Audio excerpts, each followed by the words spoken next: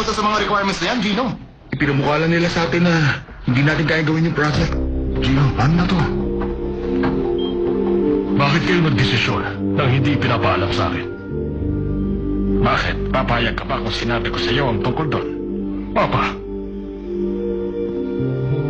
you are too naive when it comes to business.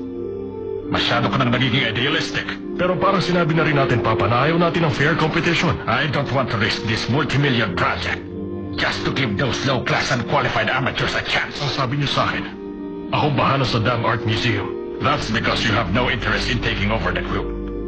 Binigay ko to sa iyo para magawa mo ang gusto mo. Kaya nga hindi ba dapat sa akin yung ipagkatiwala ang project na ito hanggang sa matapos? Ang Damn Art Museum project ang magiging legacy ko bago ako mamatay.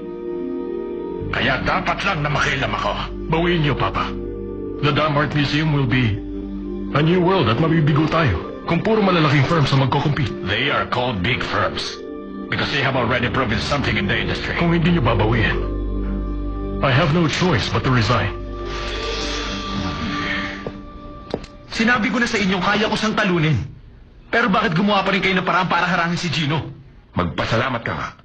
Ginagawa ng papa mo ang lahat para maging successful ka at para makuha mo ang gusto mo. Maswerte ka. Come in. Nandito na po si Miss Kim. I think we should arrange another wedding. What do you think? Pasensya na po kayo, sir. Pero si Charlie at ako ay naghiwalay na.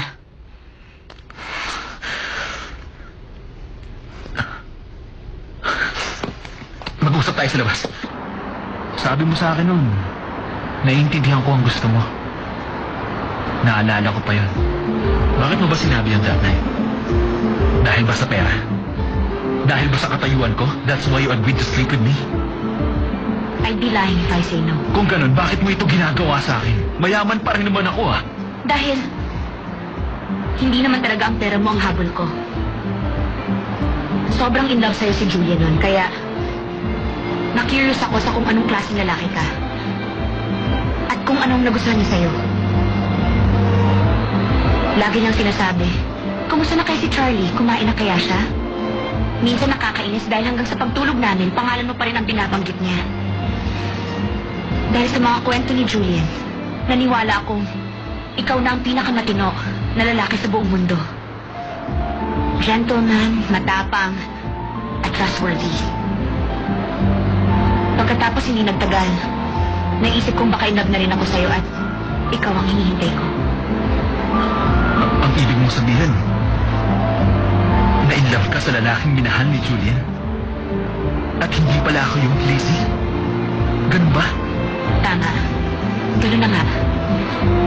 Ang lalaking minahal ko ay yung lalaking nasa imagination lang ni Julian. At hindi ang totoong ikaw, Charlie.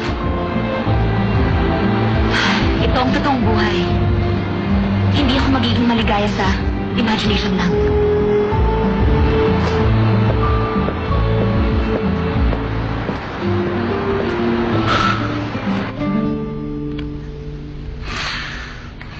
Maghanap na lang tayo ng ibang babagay sa atin. Alam ko na kung bakit nila ginawa yun. Sinabi sa akin kanina ni Papa, si Chairman Han ang nagsuggest na magbigay sila ng ganong requirements. Grabe. Takot na talaga sila sa atin. Gagawin ni Chairman Han at ni Charlie ang lahat para lang hindi natin makuha yung project.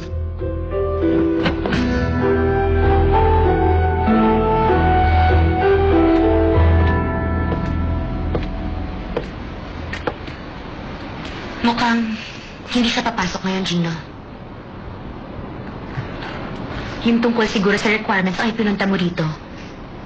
Kanina ko lang din yung nabasa sa homepage ng NS Group. At sa tingin ko pumunta si Director Troy sa main office dahil din sa ipinost na yon. Siguro, na-disappoint ka rin sa nangyari. Habang wala ako kanina, I think pumunta si Director Troy sa papa niya dahil din sa requirements. Pero kung nakapag-decide na si Chairman Choi, mahirap nang baguhin ang desisyon niya.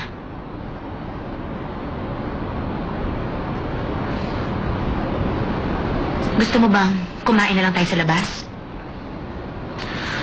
Next time na lang siguro, Lizzie. Actually, balak ko na rin umuwi. Pwede ba akong sumabay sa'yo? Pasensya ka na. May pupuntahan pa ako.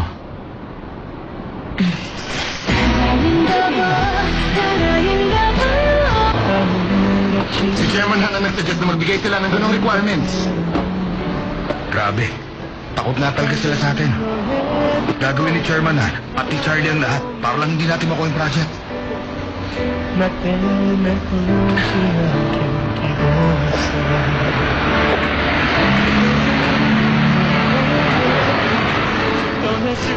Wow! Papa, dito na po ba tayo titira? Oo, anak.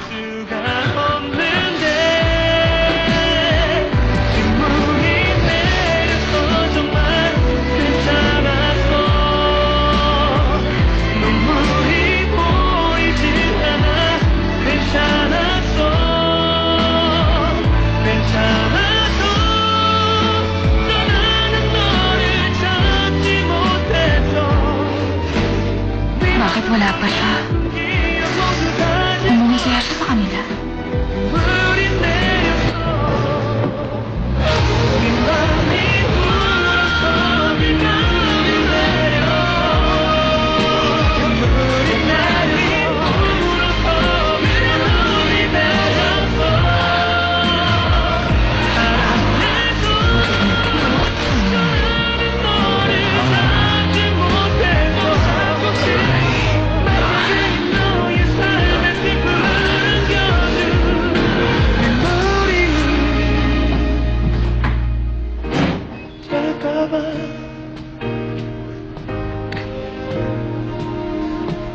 Lizzie.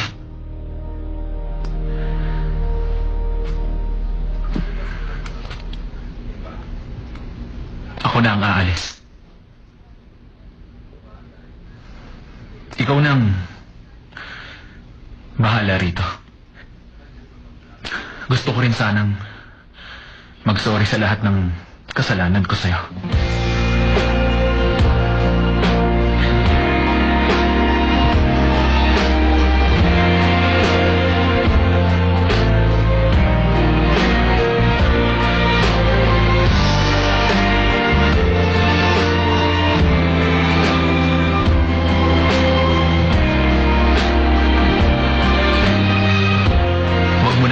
Sarili mo sa fantasy at reality.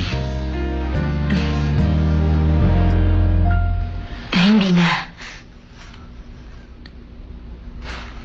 Good luck, Lizzie.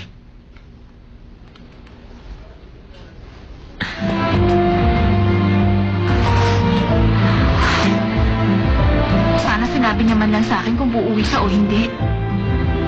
Tapos, ayaw niya pang sagutin ang tawag ko.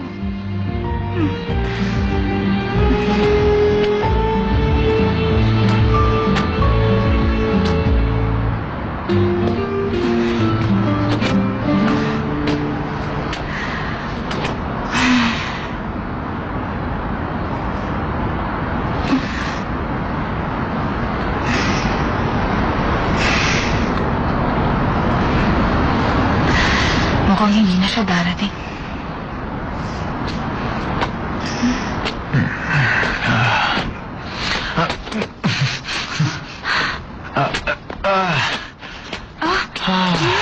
Gino! Bakit hindi mo sinasagot ang tawag ko? Ikaw yung kaibigan ko si Julian Park. Ikaw yung friend ko na palagi akong pinahihirapan. Ang may alak ka. Bakit ka nagpakalasing? May problema ka ba, ha? Ikaw nga yung friend ko. Yung walang pakialam sa nangyayari sa mundo.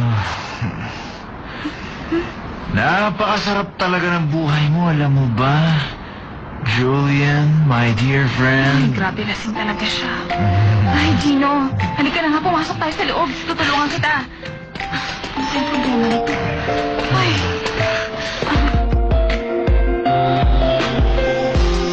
Water to.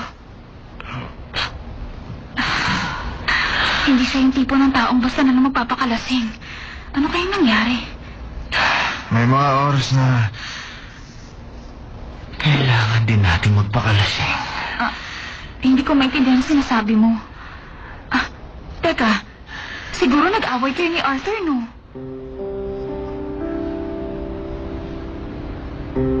Kahit na iniisip nilang baliw na ako, ginagawa ko pa rin ang lahat ng makakaya ko Hindi ako tumigil sa pagtakbo.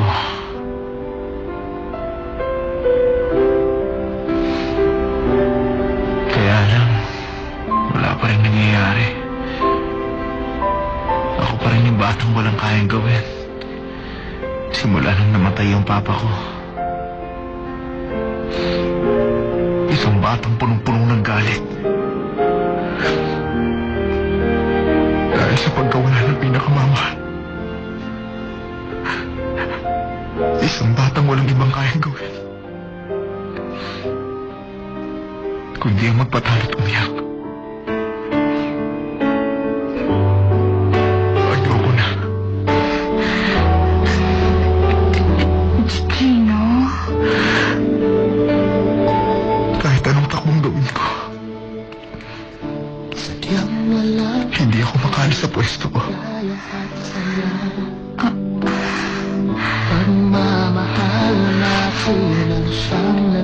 Gino? Umiiyak ka?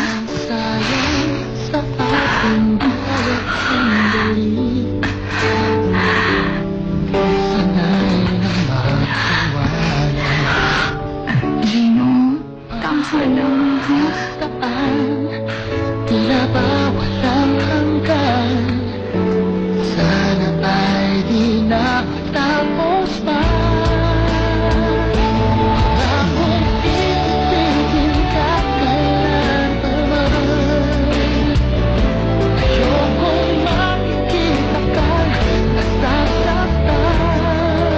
At nais ko malaman mo sa'yo lang ang puso ko. Ingatan ko ang tunay na pag-ibig natin. Ito ang pangako ko.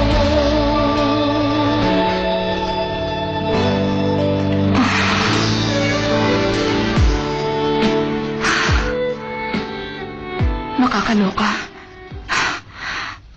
Ano bang nangyari? Totoo ba yun? Interesado na ba siya sa mga babae? At sa akin pa? Sa akin?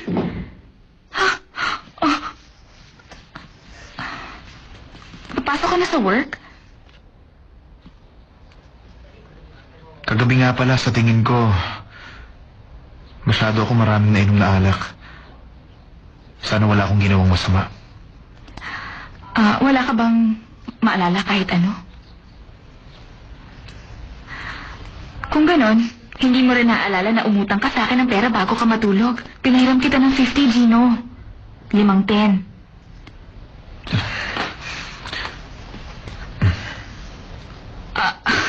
Ano ka ba? Nagbibiro lang ako. Joke lang yun, no? Ang mga lalaki, hindi alam ang ginagawa nila kapag nalalasing. Kung may ginawa ako sa'yo, patawarin mo ako. Lasing na lasing ako kagabi.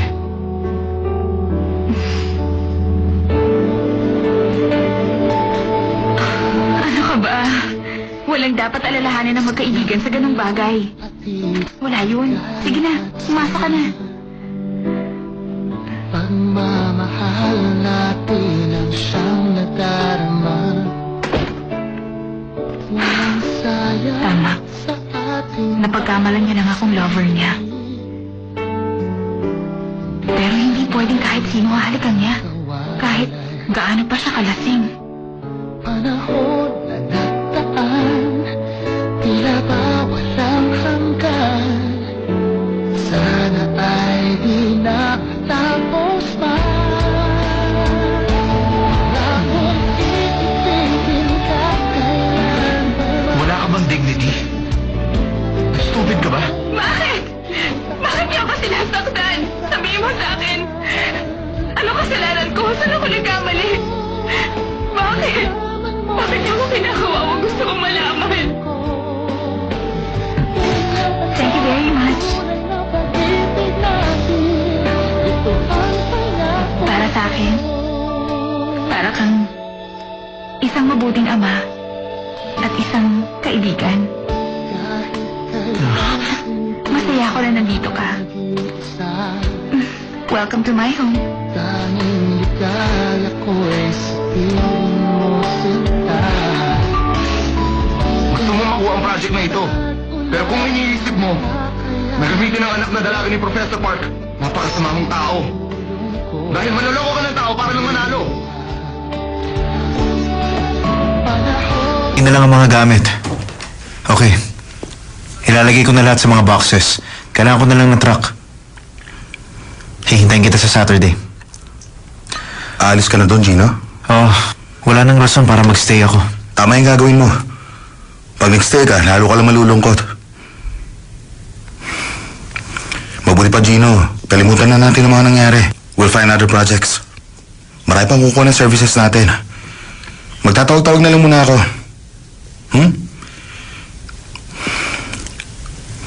Iniisip ko, posible natin yung maging kliyente. May relatives si Mama. Doon siya nagtatrabaho. Sa cafeteria, sa loob mismo ng sikat na Blue House. Pwede kong kausapin ang manager nun. Baka kunin niya tayo para i-remodel ang house for the gay guys.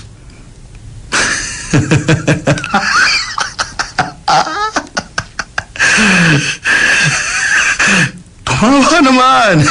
Nakakatawa ba? Ewan ko sa'yo. Nawala ka na ng sense of humor.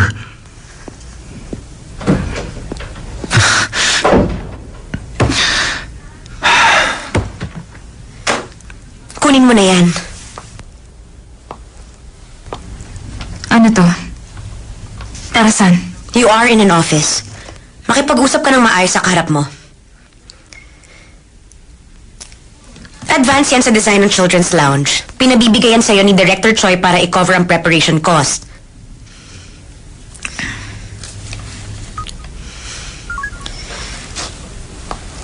Yes, Gino? Are you okay? Tumawag lang ako dahil nag-worry ako sa'yo nung bigla kang umalis kahapon. I'd like to buy you a drink. I'm sorry, Lizzie. Busy ako. Baka pwede mo naman akong isingit sa sked mo. Meron akong appointment. Okay lang, kung hindi ka talaga pwede, I just wanna say, cheer up, Gino. Anong ibig mong sabihin? Bigla na lang umalis si Gino kahapon. Hindi mo alam? Hindi ba mag-housemate kayo? May bagong set ng qualification requirements para sa applicants ng Dam Art Project. Ibig sabihin, lahat ng ginawa ni Gino dati, nawala ng saysay. Kahit anong takbong gawin ko, hindi ako makaalis sa pwesto ko. Gino, umiiyak ka. Palagi kang ganyan, Julian. Nagpapanggap kang mabait sa lahat ng oras, pero ang tinitingnan mo lang ay yung gusto mong makita. Sa bagay, bakit nga naman sasabihin sa'yo ni Gino ang nangyari sa kanya?